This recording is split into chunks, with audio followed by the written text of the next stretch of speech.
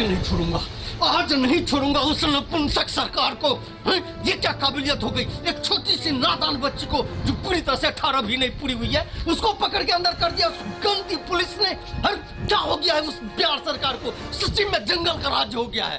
फांसी मिलना चाहिए, फांसी मिलना चाहिए उस एजुकेशन बोर्ड के पदाधिकारियों को जो बरसों से ये कुकृत्य कर रहा था। फांसी मिलनी चाहिए बिहार सरकार को, फांसी मिलनी चाहिए उस नपुंसक पुलिस के फौज को जिसने इस बच्ची को गिरफ्तार किया है। उस बच्ची की क्या गलती है रे? एक चीज बता, उसके बाप ने पैसा दिया था, उस लड़की की क्या गलती है? यही ने वो परीक्षा दिया था कि उसने चोरी भी किया था? उस नपुंसक एजुकेशन बोर्ड की काबिलियत को देखो जिसने उसकी भर्ती पेपर पे ये टॉपर बना दिया। उसको क्यों नहीं पकड़ता है? उसको दे फांसी। चल चल, आज मैं एक को दिखाता हूँ जिसने इस मनसुख के सुख को छीन लिया है।